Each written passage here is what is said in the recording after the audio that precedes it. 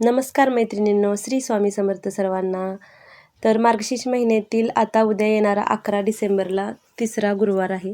आता यावर्षी आपल्याला 4च गुरुवार येत आहेत. तर 18 डिसेंबरला येतो आहे तो चौथा आणि शेवटचा गुरुवार आहे.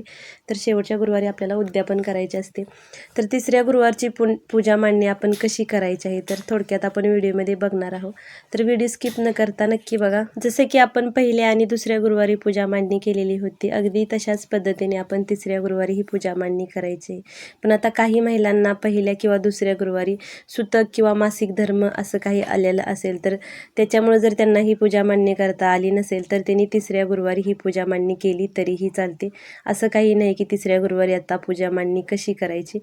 तर तुम्हाला जर आता तशी काही अडचण नसेल तर तुम्ही आवर्जून तिसऱ्या गुरुवारी पूजा मांडणी करा. आता तुमच्याकडे सकाळी वेळ असेल तर त्या वेळेत करा किंवा मग सायंकाळी वेळ असेल तर सायंकाळच्या वेळेमध्येही करू शकता. फक्त आपल्याला दुपारच्या वेळेमध्ये करायची नाही ही पूजा मांडणी. सकाळी आपण 11 वाजेपर्यंत करू शकतो किंवा दुपार 4 नंतरही ही पूजा मांडणी केली तरी चालते. पण तुमच्याकडे जर सायंकाळी म्हणजे ज्यावेळी आपण लक्ष्मी मातेचं आगमन होतं 6-6:30च्या वेळेला, तर त्या वेळेमध्ये तुम्हीही केलं तरीही चालेल. तुमच्याकडे तसा वेळ असेल तरीही करू शकता.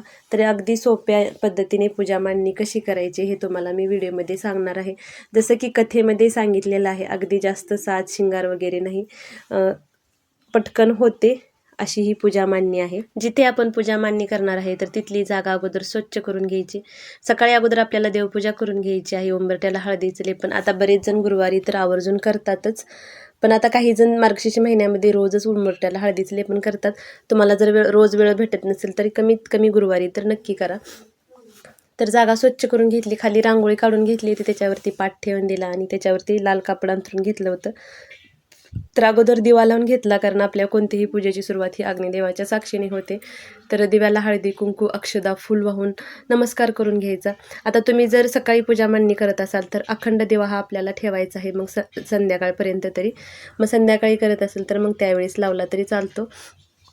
तर मग नंतर काय करायचं, अगोदर गणपती बाप्पांना अभिषेक घालून घ्यायचा. आता तुमच्याकडे मूर्ती असेल तर मूर्ती घ्या, मूर्ती नसेल तर सुपारी स्वरूप गणपती बाप्पा घेतले तरीही चालतात.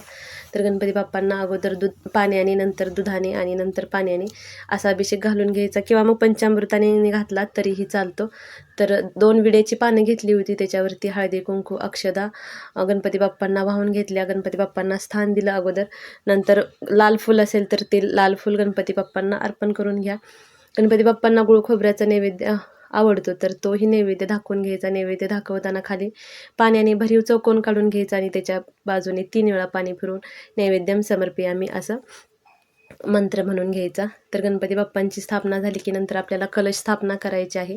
तर खाली तुम्ही अष्टदल कमल काढलं तरी चालतं किंवा मग तुम्ही थोड्याशा अशा अक्षदा ठेवून द्या, त्या रंगीत करून ठेवल्या तरी चालतात किंवा मग त्याच्यावरती थोडंसं हळदी कुंकू वाहून घ्यायचं अक्षदावरती.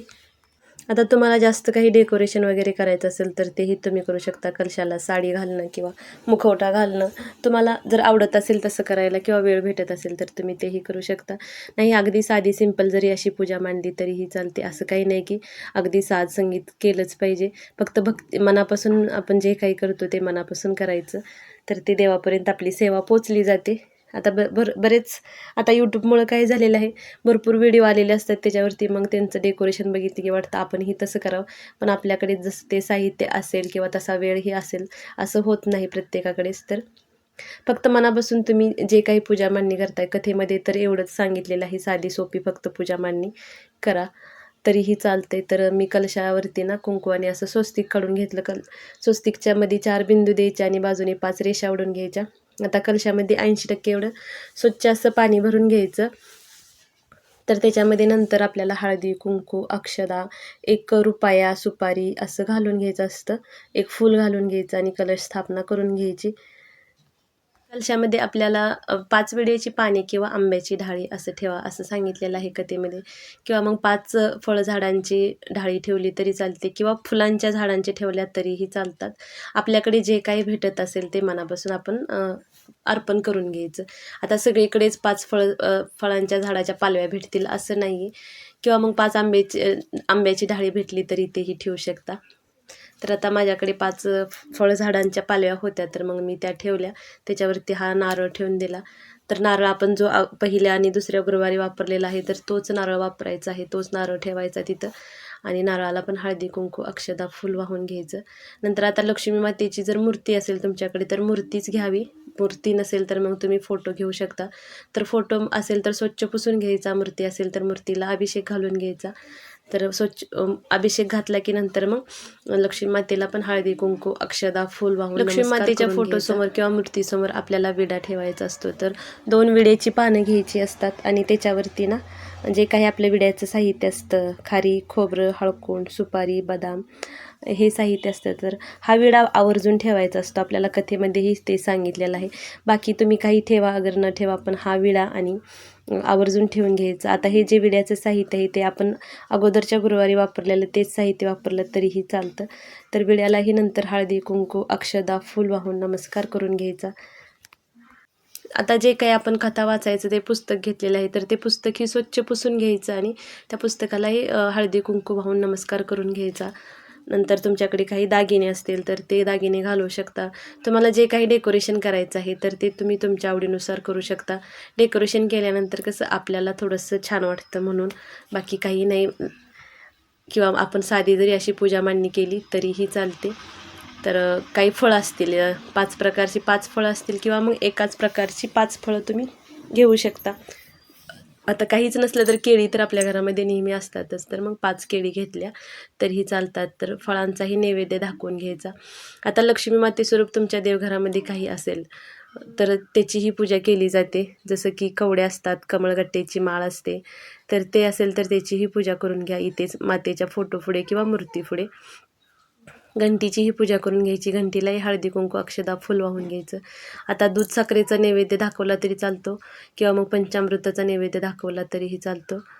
तर मी आज पंचामृत बनवलेलं होतं तर मी पंचामृताचा नैवेद्य दाखवून घेतला. काही फळं होती त्याचाही नैवेद्य दाखवून घेतला आणि समई पण लावून घेतली. आता पूजा मांडणी मी सकाळीच करून घेते.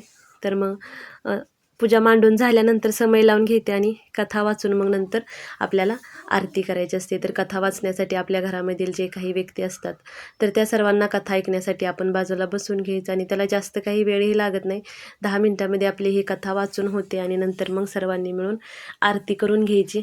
कारण आपल्या मुलांना पण ते ऐकायला बसवून द्यायचं, त्यांच्या कानावरती काही शब्द पडले जातात. आपण सकाळी पूजा मांडणी करून पुस्तक वाचून घेतलं असेल तर संध्याकाळच्या वेळेला दिवाबत्ती लावून घ्यायची. परत एकदा संध्याकाळी आपल्याला आरती करून घ्यायची आणि जो काही नैवेद्य बनवलेला आहे मिष्टान्नाचा तर तो नैवेद्य अगोदर लक्ष्मी मातेला दाखवून घ्यायचा आणि नंतर मग आपण आपल्या शेजारी जर गाई असेल तर गाईलाही नैवेद्य द्यायचा आणि नंतर मग आपण उपवास सोडला तरी चालतो. संध्याकाळी एकदा धूप दीप लावून आपण मातेची आरती करून घ्यायची.